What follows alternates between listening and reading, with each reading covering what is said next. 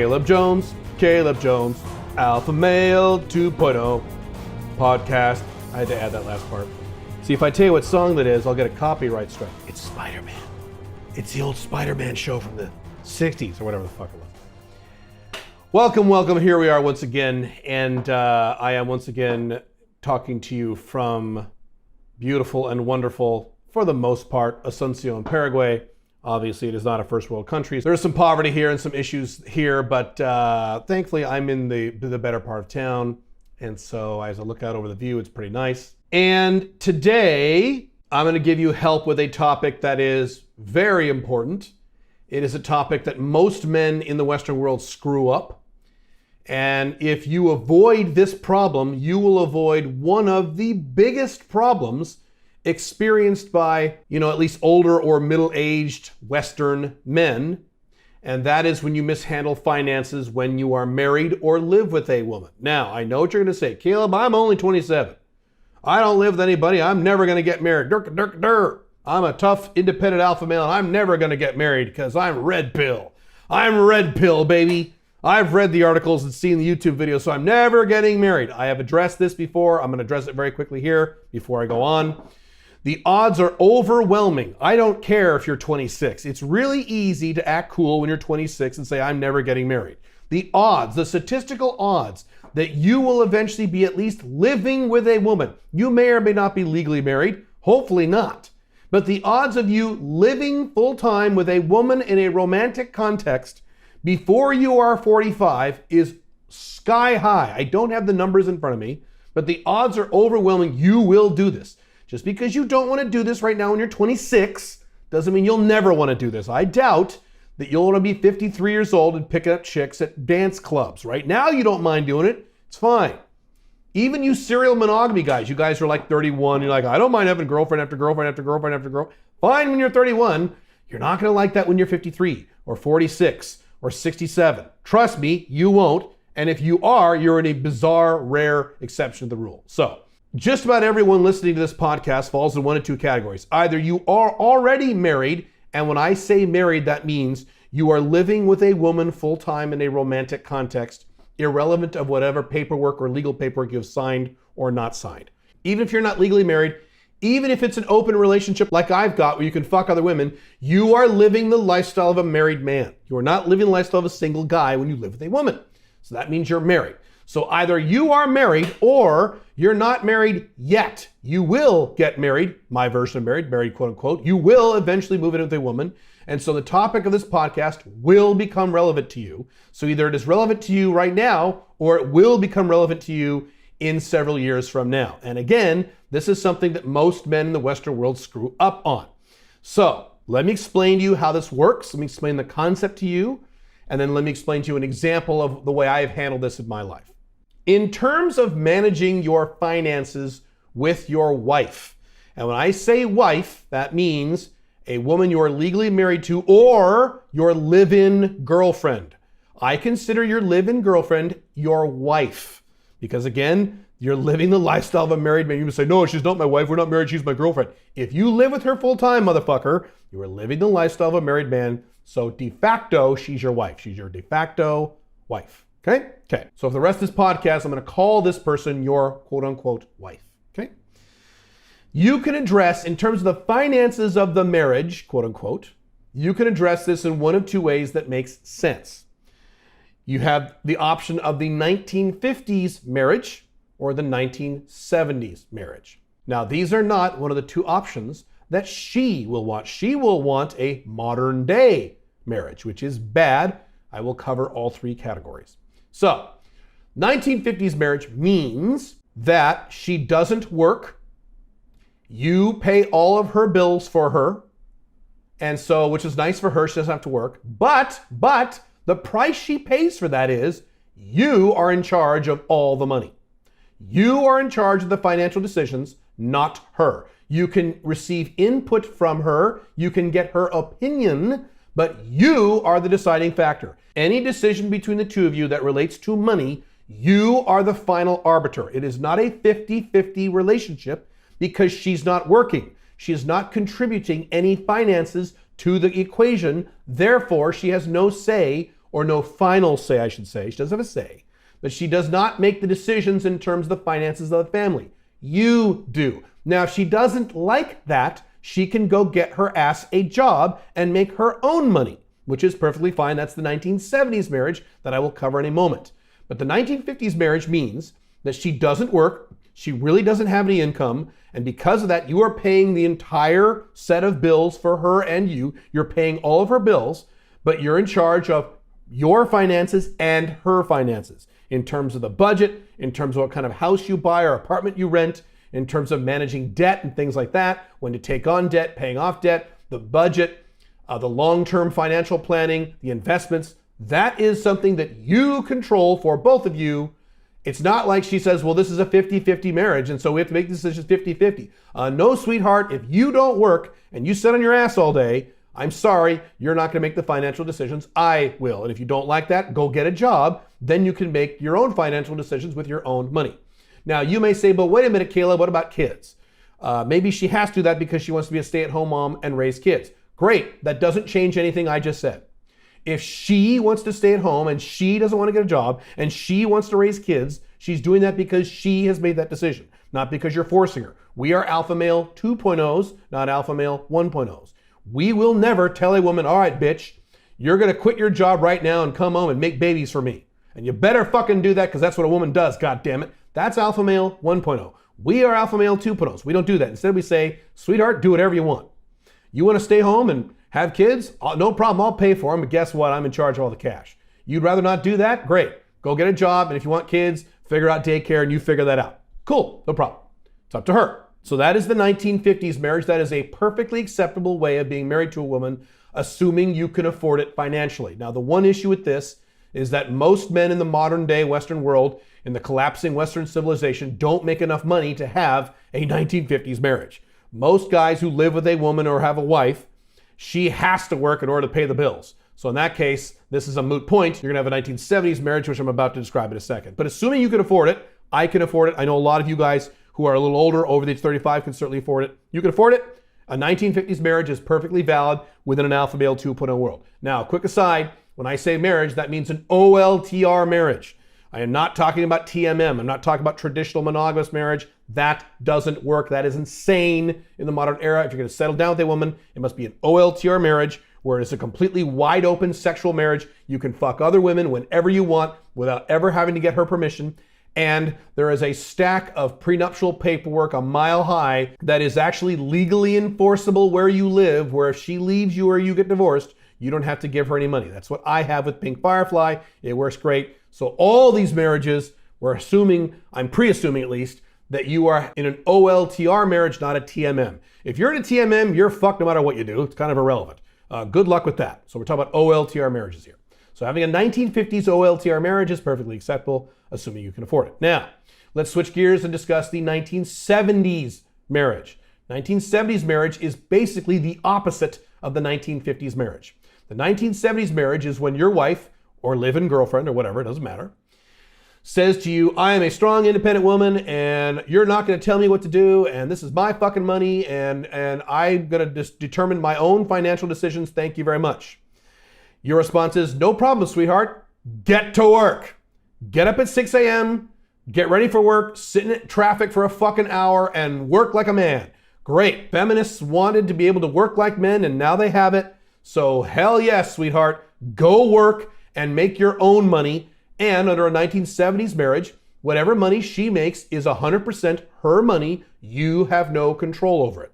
So the disadvantage for the woman is that she has to work, which she probably won't like. How many women, raise your hand if you've ever met a woman who loves her job. It's so funny. Women hate their jobs. Men hate their jobs, and women really hate their jobs. Oh my God. So, all right, she has to work at a job she fucking hates, okay?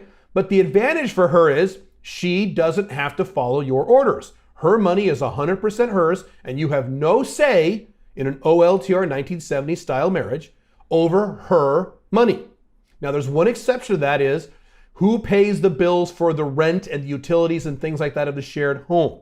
So in our 1970s marriage, you work out some kind of deal with her. Maybe you each pay half of the rent. Or maybe if you make a lot more money than her, you pay the rent and she pays the utilities. Work out whatever you want to work out, but she needs to contribute at least somewhat to the bills of the shared household, at least as a percentage of her income, if not the same amount of money. Statistically speaking, if you're over the age of 30, I should say, you'll probably be making more money than her. Now, goddamn, if you're in your 20s, I hate to say this, statistically speaking, if she doesn't have a kid, she'll probably make more money than you. Oh my God, it hurts me to even say this. Ugh. Statistically speaking, men in their 20s make less money than women in their 20s, provided the woman doesn't have any kids. Great job, guys. Way to go, Western civilization. Anyway, so assuming you're over 30, you'll probably make more money than her. And so she doesn't have to pay the same dollar amount in terms of your household, but in terms of percentage of income, she should kick in something. But whatever that is, that's totally up to you, work it out. But outside of that, outside of the money that she kicks in once a month to contribute to the utilities or rent or whatever, her money is her money. And you have no say whatsoever over that. If she wants to blow her money on stupid shit, that's her problem, let her. If she wants to go into debt $100,000 by going to college and getting a degree in art history, hey, that's on her. That's her financial problem. You have nothing to do with that. You can give her your opinion, of course, but you can't tell her what to do because, again, we are alpha male 2.0s. We don't tell women what to do. She can do whatever she wants with her money. And conversely, she can't tell you what to do with your money. Again, none of this, we're 50-50 partners and we get to decide together. No, your money is your money. You work, you make your money. She works, she makes her money, and you have separate finances. Boom, that's it. It's fair. She works, which she doesn't like, but then that money is her money and you have no control over it. That's the 1970s marriage. And the reason I call that a 1970s marriage is this is the type of marriage that was championed by second wave feminists, not today's feminists, which is third wave and fourth wave. We're talking about second wave feminists, Gloria Steinem type feminists in the 1970s, where they said, look, the man and the woman, the wife should be able to work and make her own money and do what she wants with her own money. By the way, I completely agree with that. I am the opposite of the traditional religious right-wing conservative who thinks women should just stay at home and men should take care of them and women should just raise kids. Oh, fuck no, bitch. You want to go work? Get your ass to work and pay your own bills. I fucking love that shit. That is great. Matter of fact, the most serious relationships that I've had in my life, for the most part, and the longest lasting relationships and the most rewarding relationships were with women who were really hard workers, Pink Firefly included. Pink Firefly spent most of her adult life working 2 jobs. My girlfriend before Pink Firefly, HBM, would work 12-hour days. She managed a restaurant, and there were twice where she would work such long hours, she would actually pass out because she wouldn't take any breaks, and the fucking ambulance had to come get her from work. So I like really hardworking women who work and pay their own goddamn bills. I think that's fucking great. Love it, love it, love it, love it. When these right-wing guys say, women shouldn't work, they should stay home and a man should take care. Fuck that shit. No, put her to work and let her pay her own bills. Now, that being said, I don't mind either 1950s marriage or 1970s marriage. Those are both okay with me. In terms of logistics and in terms of my personal philosophy as an alpha male 2.0, both of those will work fine. Either one is fine with me. Now, here's the tricky part. Which of those 2 marriages is the typical modern day woman going to want to have? If you answered neither, then you're a genius, because that's a trick question. The answer is neither. The typical modern day woman in the Western world and many outside of the Western world are going to want what I call the modern day marriage. And the modern day marriage is she works or she doesn't, or maybe she works part-time, or maybe she works full-time, whatever. And all the money she makes and all the money you make go into the shared pool. And then the shared pool is 50-50 yours and hers. And that's theoretical. Usually it's 60%, 70% hers, and maybe 40% yours if you're lucky. So she goes out and makes a little money, less than you, or makes no money. And whatever money comes to the household goes in this giant pot labeled both of you. And then she gives you this big lecture about how this is a 50-50 marriage and you need to decide together because this is a 50-50 relationship. That type of arrangement is bullshit. And if you agree to something like that, you are stupid and you are a beta male. You're just a fucking moron. Under no conditions is that fair in any way whatsoever. No, no, no. That type of relationship, that type of arrangement is only for dominant women married to pussy beta males. Now, if you are a pussy beta male and you have chosen consciously to be a pussy beta male, as I discussed in the past, great, have fun. You can stop listening to this podcast right now. You don't need to listen to any more of my content. Go forth and be a pussy. You won't be happy. You'll never be free, but you've made your choice. Have fun with that. But if you're an alpha male 2.0 or want to move in that direction, you cannot have that type of arrangement.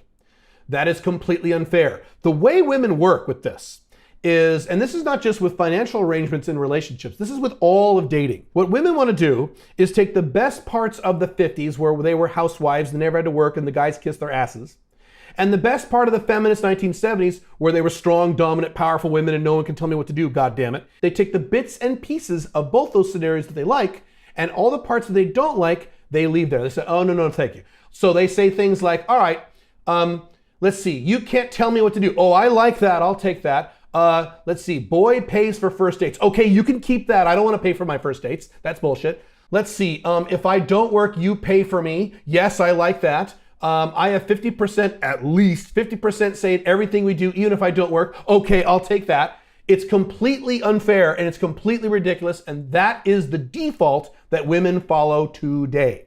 If you don't have these discussions and these structures with a woman before you move in with her, that's the structure she's going to assume. She's going to assume that completely irrelevant of how much money she makes, or even if she makes any money, she's going to assume that the money is 50-50 hers. Now, I'll add one more wrinkle to this. This is even crazier. You guys who are in traditional monogamous marriages or have had in the past, like I have, a traditional monogamous marriage, you'll be able to relate to this completely. This is where it gets really insane.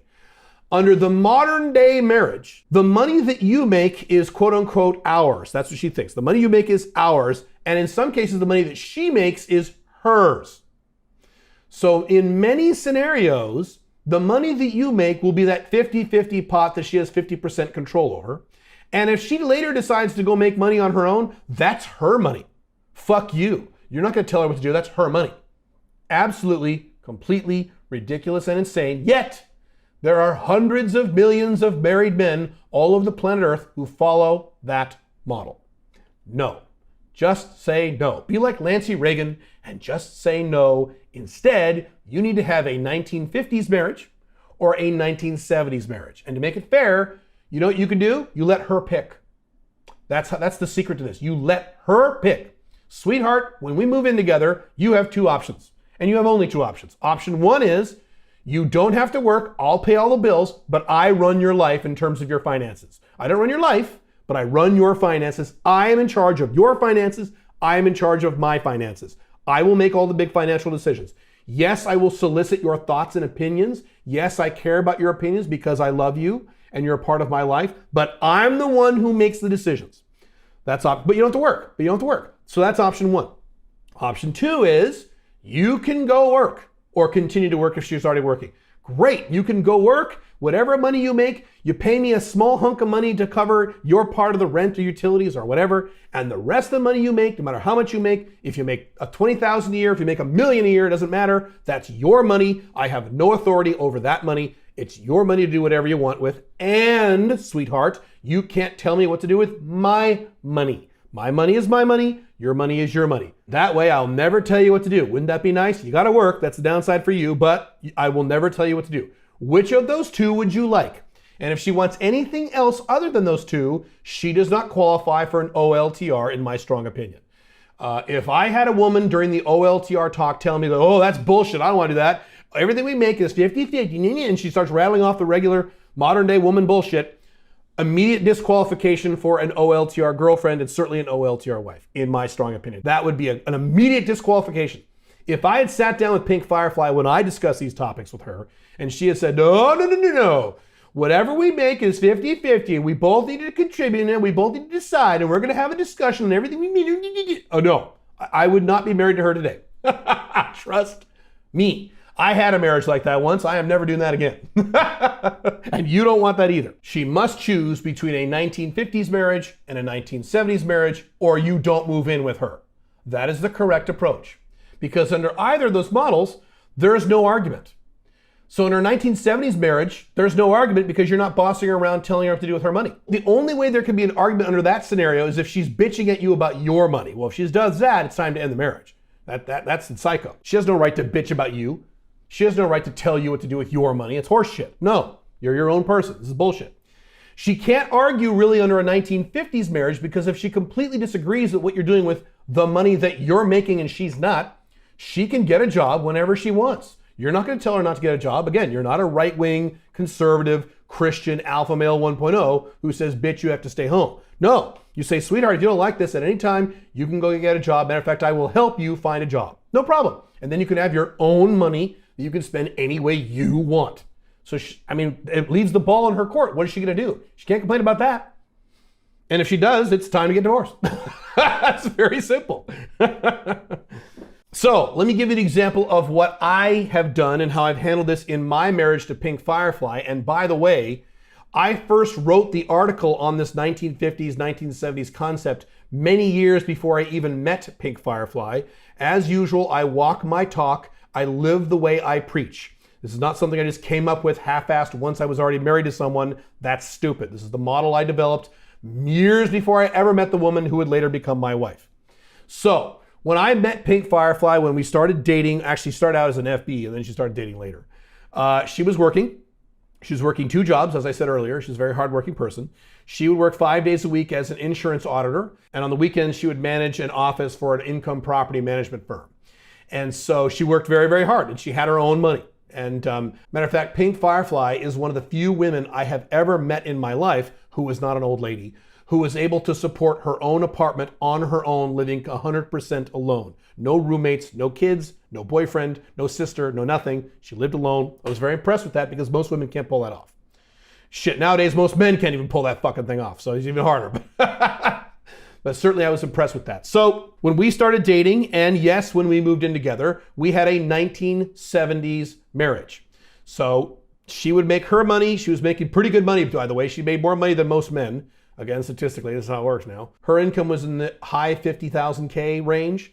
I forget what the exact number was, but it was pretty good. She was making pretty good money.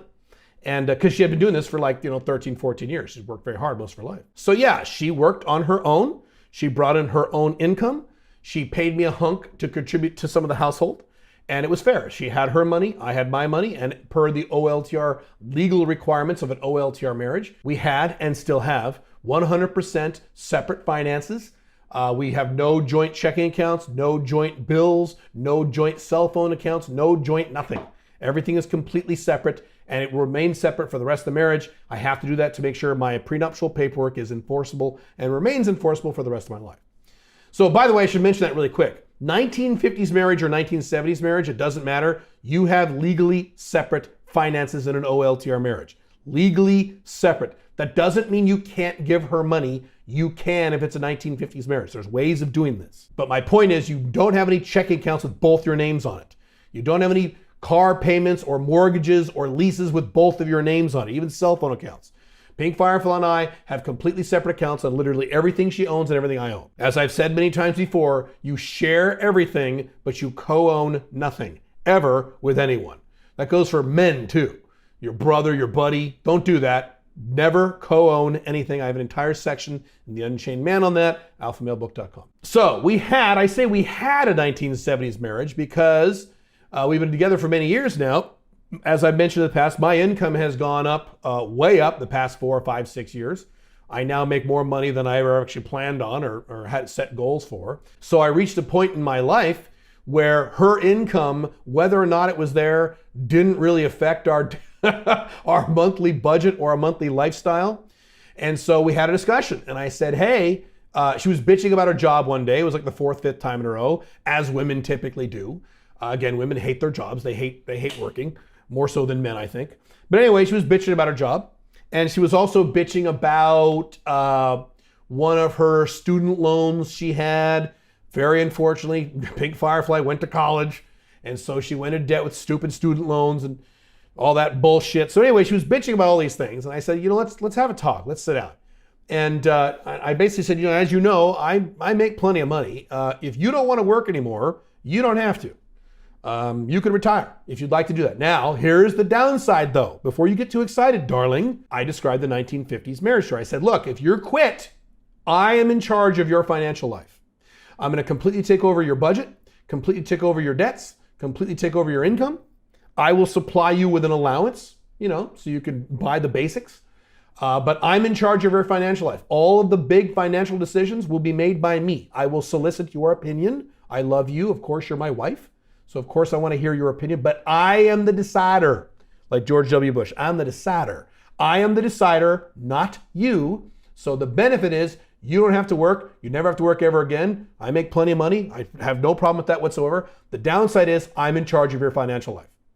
You're going to hand that all over to me. You're going to transfer management of all of your accounts, your checking accounts, your credit cards, your debts, whatever, to me. They're still going to remain in your name because we have to have a legal separation of finances, but I am in charge of how these things are handled. No matter what, I'm in charge. And I said, why don't you think about that and let me know? And if you want to do that, I'm happy to make that transition with you because I think you'd be less stressed out if you didn't have to work. I said, you've been working very hard for 14, 15 years of your life now. If you want to retire, never to work there again, you're certainly willing to do that. But the price you pay is you'll be reliant upon me to manage your financial life and so on and so forth. And also, I should throw this out as well, because women will bring this up. Some women don't want to be financially dependent on a man. Some women find that very dangerous. And by the way, I agree. In a society with 76 plus divorce rates, that makes a lot of sense to me. And so I told her that too. I said, you may have some concerns about being financially reliant on a man. I understand that, and I don't disagree. So you make that decision. I don't care. As always, I'm Alpha Male 2.0. I'm outcome independent. I don't care what she did or does. And she knows me, and she knew me very well. She knows me very well. She knew I didn't really have a dog in that fight. 1970s marriage or 1950s marriage, I don't give a fuck. Whatever she wants, that really doesn't bother me. I don't care. And she thought about it. She thought about it for a few days, like 3 or 4 days. She really thought about it. And she came back to me and said, okay, I'll quit. I'll come home. I said, all right. So that was about a year ago. A year and a half ago, right before COVID hit, is when she made that decision. So she left her last job. Her last job was as a preschool teacher because she just couldn't stand insurance. So she switched careers briefly as a preschool teacher. And that was last, I want to say February or something like that. January, February. And she has not worked since. And unless something very unusual happens with my finances, or her and I get divorced, she will probably never work again. Or at least never work at a job. I'm sure that at some point she will start a business. She's dabbled in a few things. Or she may do volunteer work. That's probably even more likely. But in terms of working a job to pay her bills, she doesn't really need to do that anymore. And I took over her finances. I manage all of her finances. I manage her budget. I manage her debts. I manage her investments. I manage all that stuff. I manage all those things for her. I get her opinions when she has them. She's gotten very comfortable with me doing this in the last year and a half. And that's what happens with women. They adapt very quickly. So sometimes she has no opinions. She's like, I do whatever you want. I trust you. I'm like, okay, all right, great. So as of now, and last year and a half or so, we have a 1950s marriage. And I will repeat, we do not have any shared finances. None, none, none. Everything is in her name or my name. Nothing is in both her names. And what I do, I use a legally correct and verified way of giving her money every month as sort of an allowance so she can buy clothing and put gas in her car and crap like that. Again, I make a very high income. I don't mind doing this. Obviously, if you don't make a high income, you would not do this. She has to pay for her own fucking gas. If you make $40,000 a year, I'm sorry, your fucking wife's gonna have to pay for her own fucking gas, right? Right. But if you make a really high income, you can do this as long as it's understood you're in charge of the finances. And again, if Pink Firefly ever wakes up one day, and I very much doubt she will do this because I know her very well, I know her personality, but if she wakes up one day 3 or 4 years from now and says, hey man, I decided, you know what, fuck you. I want to control my own money. I don't want to do what you say with money. Fuck you. I want to buy a Corvette, and I don't want to follow your orders. Fuck you. I will say, great, go get a job. Wonderful.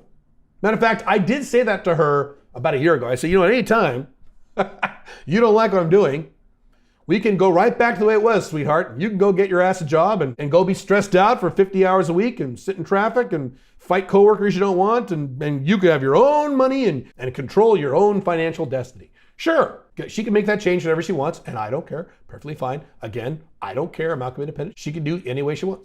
She can handle that either way, 1970s or 1950s. So, if you live with a woman, or you are going to live with a woman at some time in the future, you need to be aware of those two models. Those are the only two valid models there are in terms of cohabitating with a woman long term. The 1950s style marriage, OLTR marriage, or the 1970s style OLTR marriage. No other style is allowed. None of this is a marriage and this is 50-50 and it doesn't matter if I make no money and you make it all, or you make 70% of the income and I only make 30, but I'm gonna control 60% of the money because I'm the strong independent woman. Fuck you, no. If you're a strong independent woman, great. Have your own money and manage your own money, but you don't touch mine. Or if you don't mind not working, retire from working, and now I control your money, but you don't have to work.